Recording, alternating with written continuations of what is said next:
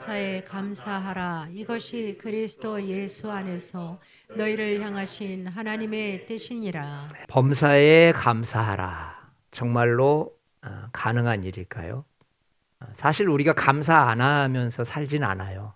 순간순간마다 우리 딴에는 굉장히 힘들고 어렵지만 그럼에도 감사하라는 말씀에 또 순종하면서 또 그렇게 살아가고 있습니다. 내 뜻대로 되는 일이 없다는 거 알면서도 매 순간마다 감사하면서 살려고 노력하지요. 요즘 같은 세상에 감사하라라고 하는 말은 정말 많은 의문들이 들 수밖에 없어요. 내 삶에 감사할 일이 있는가? 어제 잠깐 어느 분하고 통화를 했더니 그분은 아침에 출근해가지고 밤에 퇴근할 때까지 자기는 1년 내내 스트레스를 받는데요.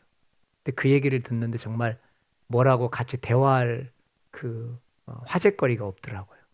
같이 일하는 사람의 상급자의 얼굴을 보면 그 시간부터 계속해서 그분은 뭔가를 요구하고 만들어야 되고 막 이게 만족이 없다는 거죠. 정말 자기는 1년 동안 스트레스를 받는다. 이런 이야기를 하더라고요. 사업하시는 분들은 어때요? 이렇게 힘들 수 있을까? 매일 반복되는 스트레스, 그리고 이런 부담 속에서 우리는 살아가고 있어요. 근데 성경은 분명하게 말해요. 감사하라가 아니고 범사에 감사해라. 무슨 일 앞에서도 감사해라. 그런데 이게 과연 현실적인 얘기겠는가? 이게 정말로 우리 삶 속에서 가능한 일이겠는가? 이제 이 부분을 우리가 한번 살펴보면서 왜 이런 말씀을 하셨을까? 또 이런 말씀을 하신 그런 의도는 무엇일까에 대해서 한번 생각을 해보려고 합니다. 지금 한국의 현실은 굉장히 암울합니다. 코로나19 팬데믹이 맞춰지면 좀 새로운 날이 오려나 했지만 경제적인 충격은 여전합니다. 자영업자들의 고통이 날로 날로 심화되고 있어요. 원자재 가격이 급등했다고 말해요. 그리고 공급망에 대한 문제들이 생깁니다. 물가가 고물가를 치닫고 있습니다. 이런 현실 속에서, 이런 경제적인 위기 속에서 과연 경제인들을 향해서 그래도 감사해야 됩니다 라고 말할 수 있을까? 또 문화적인 것은 어떻습니까? 예전에 오랫동안 간직했던 공통된 가치관들이 있었어요. 미풍양속이라고 하잖아요. 믿는 사람이나 안 믿는 사람이나 그냥 대화를 하면 다 통합니다. 가정 이야기를 하면 가정의 이야기가 통하고요. 자식들 얘기하면 다 이야기가 필요해요. 또 며느리 흠을 잡으려고 하면 그것도 다 이야기가 통해요. 그런데 여러분, 급속도로 달라진 요즘의 미풍양속이 어때요? 정말 따라갈 수가 없어요. 성소수자의 문제가 이제 막 발전해요.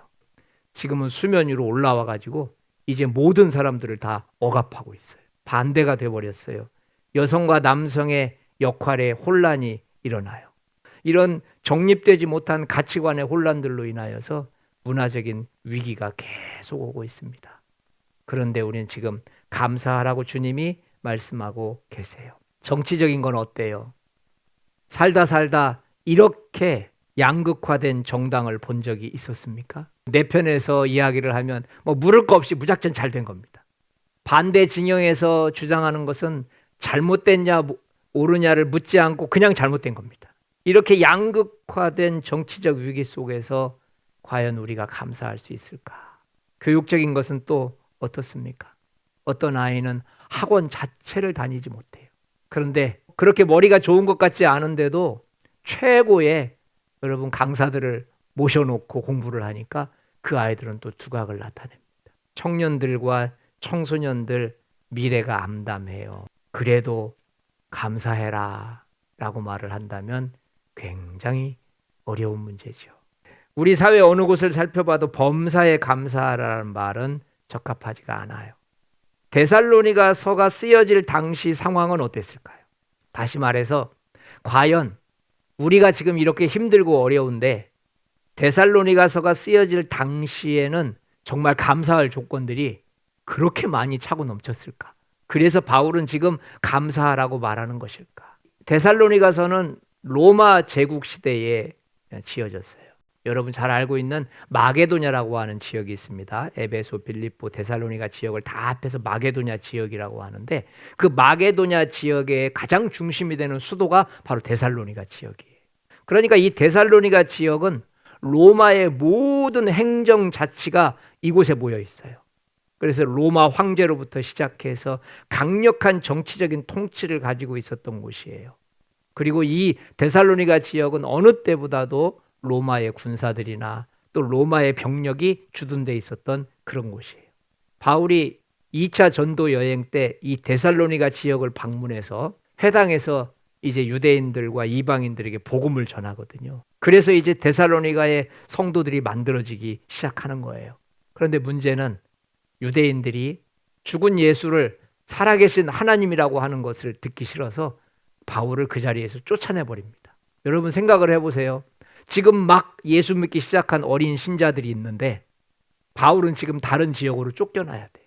바로 그런 상황에서 바울이 이 데살로니가 초신자 성도들에게 뭔가 가르쳐줘야 되겠다라고 하는 생각에서 바로 데살로니가 전서와 후서를 쓰게 된 거예요. 그러니까 이 데살로니가서에는 바울의 심정이 그대로 드러나 있어요.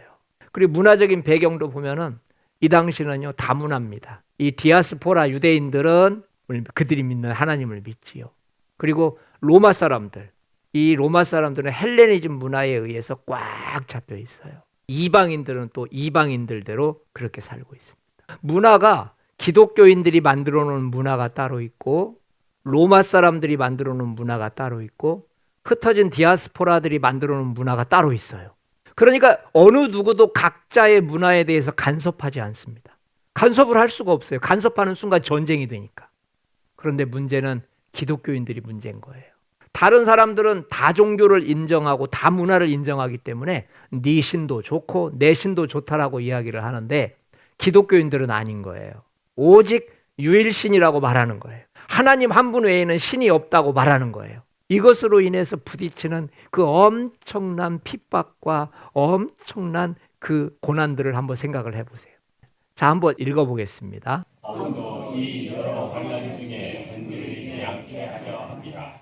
장차 받을 결단을 너희에게 미리 말하였는데 그것으로 너희가 견디고 있는 모든 박해와 환난 중에서 지금 데살로니가 전서, 데살로니가 후서에 계속 나오는 게 뭐예요? 여러 환난. 그러니까 지금 현실적인 문제인 거예요.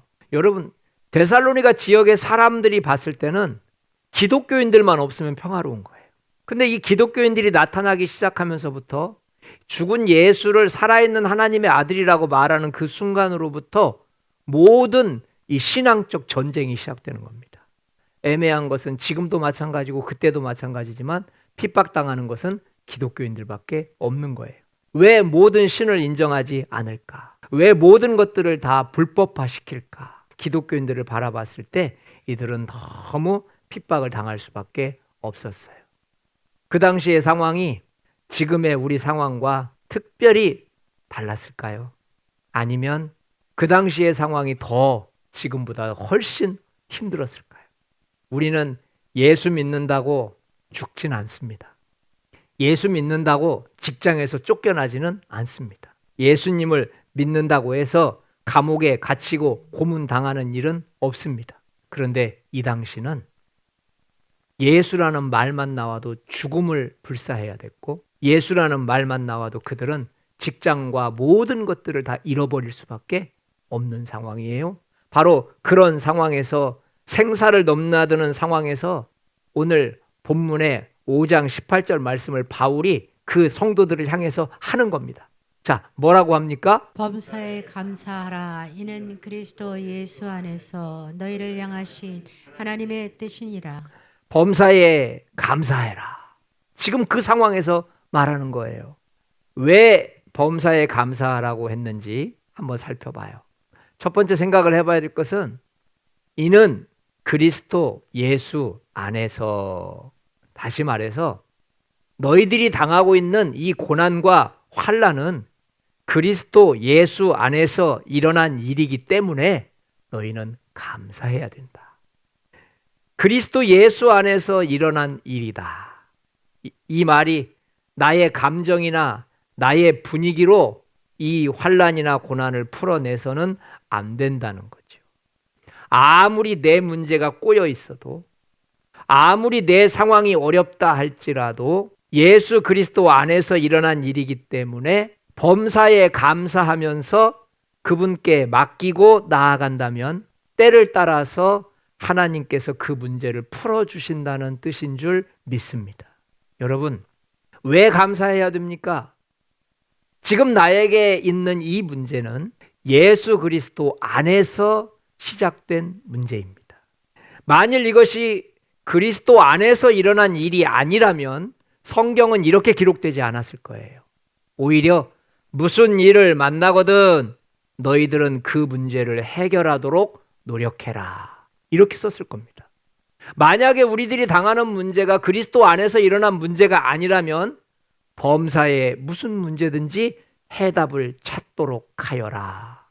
당연히 성경은 이렇게 기록되어 있어야 됩니다. 만일 우리가 만나는 일이 그리스도 안에서 일어난 일이 아니라면은 하나님께서는 반드시 그 문제를 해결하는 쪽으로 성경을 기록하셨을 거예요. 그런데 성경은 그 문제를 해결하라고 말하지 않고 먼저 할 것은 감사해라 라고 말씀하고 있습니다. 이런 여유로운 표현은 이미 정답을 가지고 계신 하나님을 볼 수 있어야 돼요. 며칠 전에 어떤 영화를 봤더니 막 급해가지고 말해요. 막 도와달라고 막 하는데 그 도와줄 사람이 뒷짐을 지고 첫 마디가 뭔지 아세요? 급하게 왔네. 손부터 씻어. 그 사람은 지금 급해서 이 문제 어떻게 해결해야 되는데, 이 문제 어떻게 지금 뭔가를 붙들어야 되는데 팔짱 끼고 손부터 씻고 이러고 있어요. 오늘 주님께서 말씀하시는 거예요. 하나님, 저 죽을 일 만났어요. 하나님, 제 힘으로 감당이 안 돼요. 어떻게 좀 해주세요. 주님, 저 주님 붙들지 않으면 죽어요. 이랬더니 주님이 그러는 거예요. 그래, 알았어. 손부터 씻어. 먼저 감사부터 하고. 하나님께서는 문제를 해결하는 데 초점을 맞추시지 않아요. 왜냐하면 그 문제는 그분이 하실 것이기 때문에 그렇습니다. 하나님의 초점은 감사에 있습니다. 자, 우리 밑에 거 한번 읽어볼까요? 밑에 거 보면 정말 더 놀랄 일입니다. 지금 힘들어 죽겠다는데 이렇게 말씀하시는 거예요. 두려워하지 말라. 내가 너와 함께함이라. 놀라지 말라. 나는 내 하나님이 됨이라. 내가 너를 굳세게 하리라. 참으로 내가 너를 도와주리라. 참으로 내가 나의 의로운 오른손으로 너를 붙들리라. 지금 힘들어서 도와달라고 하는데 주님이 4개 동사를 쓰고 있어요. 놀라고 있다는 뜻이죠. 두려워 말라. 지금 두려워하고 있다는 뜻이에요. 내가 너를 도와주리라. 내가 너를 붙들어 주리라. 여러분, 이 4개의 동사는요, 전부 기가 센 동사입니다. 기가 세다고. 손 씻어. 아주 기가 센 동사예요. 해답을 가지고 계신 겁니다. 하나님 안에서 해답이 있는 겁니다. 그래서 말씀하시는 거예요. 죽음 앞에서 벌벌 떨고 있는 백성들을 향해서 야, 두려워하지 마. 먼저 손부터 씻고 와. 여러분과 저에게 주시는 하나님의 음성이 되시기를 축원드립니다. 여러분, 그분은 해답을 가지고 계신 겁니다. 그래서 말씀하시는 거예요. 감사부터 하고. 저 급한데요. 아니야, 감사부터 해. 여러분과 제가 기가 세신 주님을 우리의 하나님으로 섬기고 있다는 것을 믿으시기 바랍니다. 여러분, 감사부터 합시다. 우리 옆 사람한테 한번. 자, 감사가 먼저입니다. 감사가 먼저입니다. 감사가 먼저입니다. 우리 주님은 매우 기가 세신 분이에요. 그러니까 여러분과 저에게 해답을 가르쳐 주시지 않고 오히려 하나님 앞에서의 신앙 고백과 태도를 이야기해요. 네가 급하다고 내 앞에서 그러면 안 돼. 네가 죽을 일 만났다고 그러지 마. 나는 하나님이고 너는 내가 만든 작품이야. 야, 너 급하다고 자꾸 내 앞에서 예절 벗어나면 안 돼. 감사부터 해. 또 하나님께서 감사하라고 하시는 이유는요, 2번째 보니까 너희를 향하신 하나님의 뜻이니라. 그러니까 감사해야 되는 이유가 나를 향하신 하나님의 뜻이 그 안에 숨겨져 있기 때문인 줄 믿습니다. 너희를 향하신 하나님의 뜻이 숨겨져 있기 때문에 감사해야 된다. 너희를 향하신이란 개인을 향한 하나님의 뜻을 말하는 거예요. 여러분과 제가 무슨 일을 만나도 우리가 감사할 때 그 감사는 나 개인을 향해서 기적을 만들어 낸다는 것을 믿으시기 바랍니다. 내가 감사할 때 나에게는 엄청난 기적이 나타납니다. 자, 어떤 기적인지 한번 볼까요? 내가 감사할 때 하나님께서는 나를 이끌어 가시는 방법을 깨닫게 해주세요. 다시 말해서 나의 감사의 크기에 따라서 나를 이끌어 가시는 색깔과 나를 이끌어 가시는 방향성을 보게 하신다는 거죠. 그런데 감사가 없이 계속해서 불만이 있고 불평이 있으면요, 하나님이 나를 이끌어 가시는 것을 하나도 볼 수 없어요. 그냥 깜깜합니다. 여러분, 같은 상황이라 할지라도 그 사람 속에서 다루어 가시는 방법은 감사의 크기와 감사의 능력과 비례한다는 것을 믿으시기 바랍니다. 감사가 온전해질수록 나를 이끌어 가시는 하나님의 인도함 또한 선명하게 보입니다. 그리고 감사는 또 다른 감사를 낳게 되는 거예요. 또 우리가 감사를 할 때 어떤 기적이 일어나느냐? 내가 감사할 때 하나님께서는 나를 변화시켜 주셔서 환난의 목적지까지 안전하게 도달하게 해주세요. 감사하지 못하고 불평을 할 때는 내가 가야 될 목적지가 보이지 않아요. 감사하고 범사에 감사하기 시작할 때 내가 가야 될 목적지가 선명하게 보입니다. 제가 성경 구절을 가지고 왔는데요, 감사할 때 보여지는 목적지를 한번 보자고요. 자, 로마서 3장 4절 한번 읽어볼까? 이는 환난은 인내를, 인내는 연단은 소망을 이루는 줄 알미로다. 내가 하나님 앞에 감사할 때 지금 인내하라고 오는 시험인지, 지금 연단 받으라고 오는 시험인지, 지금 소망을 가지라고 하는 시험인지가 보이기 시작해요. 내가 하나님 앞에 감사하기 시작할 때 고린도 후서에서는요, 내 은혜가 너에게 족하도다. 이는 내 능력이 약한 데서 온전하여 짐이라. 지금 이 시험이 겸손하라고 오신 시험이라는 것을 알게 돼요. 바울도 이 기도를 하기 전까지는 자신이 항상 겸손한 줄 알았지요. 가르치는 입장이었고 선생이었고 스승이었으니까. 그런데 자기 몸에 이 가시가 들어가고 자기 몸을 위해서 기도하기 시작할 때 하나님께서 말씀하시는 거예요. 내 은혜가 네게 족하도다. 왜냐? 네가 약한 데서 온전하여지기 때문이다. 다시 말해, 나는 네가 겸손하기를 원한다. 감사의 조건들이 깊어지면 깊어질수록 하나님은 그 목적지를 선명하게, 이래서 나에게 이것이 온 것이구나 알게 해주신다는 것을 믿으시기 바랍니다. 베드로전서 1장 한번 읽어볼까요? 너희 믿음의 확실함은 불로 연단하여도 없어질 금보다 더 귀하여. 내가 이렇게 연단받고 훈련받는 것은 내 믿음을 금보다 더 귀한 정결하게 하시기 위해서 그러는 거구나. 이게 감사할 때 깨닫는 거. 감사하지 못하면 그냥 휙휙 지나갑니다.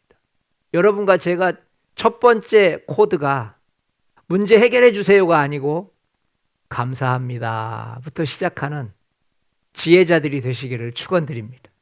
감사해야 됩니다.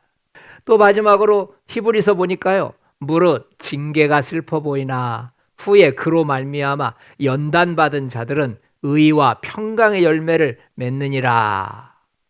이 시험이 하나님의 뜻에 순종하라고 주신 거구나 라는 걸 깨닫게 돼요. 우리 마지막 한번 같이 읽어볼까요? 예수께서 대답하시되 그에게서 하나님이 하시는 일을 나타내고자 하심이라. 이 시험이 하나님께서 하시는 일, 다시 말해 나를 통해서 영광 받으시려고 하시는 거구나. 여러분과 저의 감사가 날로 커지시기를 축원드립니다. 저는 오늘 성경의 두 가지 예화를 가지고 왔습니다. 하나는 다윗입니다. 다윗이 어린 시절 양을 치면서 하나님과 깊은 교제를 가졌어요. 그런데 그가 왕이 되기 전에 사울 왕으로 쫓김을 받으면서 얼마나 많은 죽을 고비를 많이 넘겼던지 그는 마음의 평안함을 놓치기 시작했어요. 그러다가 불현듯 그는 목동 시절에 자신이 하나님과 깊은 관계를 맺었던 그때를 기억하기 시작했습니다. 그러면서 잃어버렸던 은혜가 다시 회복되는 것을 느꼈어요. 시편 23편 1절은 우리가 잘 알지요? 여호와는 나의 목자시니 내게 부족함이 없으리로다. 그가 나를 푸른 초장에 누이시며 쉴 만한 물가로 인도하시는도다. 여러분, 이 고백을 했을 때가 왕궁에서 했던 것이 아닙니다. 광야에서 그랬습니다. 풀 한 폭이 나지 않는 광야에서 여호와가 나의 목자가 되시니 내게 부족함이 없으리로다. 그곳에 아무 풀이 없습니다. 그곳에 양을 칠 만한 것이 없습니다. 그런데 그렇게 척박한 광야에서 영안의 눈을 뜨고 보니 그곳이 하나님이 계신 곳이었고 그곳이 푸른 초장이 있는 하나님의 은혜가 있는 바로 그 장소가 그가 살기를 위해 도망 다녔던 바로 그 광야였습니다. 어떻습니까? 우리는 고난 속에서 하나님 앞에 감사를 하기 시작한다면 저와 여러분들이 앉아있는 바로 그 장소가 척박한 광야라 할지라도 하나님이 함께 하시는 푸른 초장이 될 것을 믿으시기 바랍니다. 하나님은 반드시 우리들을 푸른 초장으로 인도하십니다. 사람들은 고난만 바라봅니다. 그런데 여러분, 고난 속에 감추인 하나님의 뜻을 발견할 수만 있다면 우리는 매 순간이 감사한 날인 줄 믿습니다. 저는 사도행전 16장으로 가려고 합니다. 바울과 실라가 복음을 전하다가 감옥에 갇혔습니다. 얼마나 많이 맞았던지 온몸이 다 욱신거렸어요. 그런데 바울과 실라는 하나님 앞에 감사 기도를 하면서 찬양을 했다고 성경에 기록되어 있습니다. 바로 그 감사 기도와 찬양을 통하여서 큰 지진이 일어나며 감옥의 문이 열리고 바울과 실라가 풀려났다라고 성경은 기록되어 있습니다. 여러분, 그때 원망불평했다면 어떤 기적도 나타나지 않았을 거예요. 우리는 하나님이 행하시는 것을 믿으셔야 합니다. 그리스도 예수 안에서 하나님의 뜻이 있음을 믿으셔야 합니다. 나에게 닥친 이 고난은 그냥 온 것이 아니고 그리스도 예수 안에서 시작된 고난입니다. 그래서 우리는 이 고난을 하나님의 마음으로 받아야 합니다. 왜냐하면 하나님이 자녀를 사랑하는 마음으로 주셨기 때문입니다. 그리고 이 고난 속에는 반드시 나를 향하신 하나님의 뜻이 있음을 믿으시기 바랍니다. 범사에 감사하라. 이것이 그리스도 예수 안에서 너희를 향하신 하나님의 뜻이니라. 아무것도 염려하지 말고 너희 구할 것을 감사함으로 하나님께 아뢰라. 왜 하나님께서 우리에게 감사하라고 하시지요? 범사에 일어나고 있는 모든 것은 예수님에 의해서 시작된 일이기 때문입니다. 이 세상에 존재하는 모든 것은 하나님이 모르고 계신 것은 없습니다. 하나님이 모르고 계신다면 문제가 되지만 하나님이 알고 계시다면 자기 백성들을 때를 따라 도와주신다는 것도 믿으시기 바랍니다. 하나님께 감사하는 저와 여러분들이 돼야 합니다. 하나님께서는 여러분과 제가 어떤 고난 속에서도 고난에 매여 살기를 원치 않으세요. 부모의 마음은 다 똑같잖아요. 내 자식에게 고생을 시키는 게 고생하라고 시키는 겁니까? 아니거든요. 그것을 통해서 한 걸음 더 나아가라고 시키시는 거예요. 하나님도 우리를 자녀와 똑같이 대우하세요. 히브리서 12장에 보면은요, 하나님이 우리의 부모라고 말씀하세요. 여러분과 저에게 자녀로서의 우리의 삶이 하나님 안에 갇혀 있는 삶이라는 것을 믿으시기 바랍니다. 감사해야 합니다. 감사라는 말은요, 기가 센 말이에요. 이거는 회장님만 하실 수 있는 말이야. 이거는 대장만 할 수 있는 말이야. 이놈아 손 먼저 씻고 와. 다 해답이 있는 거예요. 여러분, 그 주님이 여러분과 저의 주님이십니다. 그 하나님이 우리의 하나님이십니다. 그러니까 우리들은 죽을 일을 만났어요. 앞뒤가 꽉 막혔어요. 이제 어떻게 해야 될지 모르겠어요. 이게 우리의 관심이에요. 근데 주님의 관심은 기도하러 나왔구나. 감사부터 해. 감사부터. 네 문제 내가 다 알고 있어. 그거 내가 보낸 거야. 그거 내가 할 거야. 감사부터 해.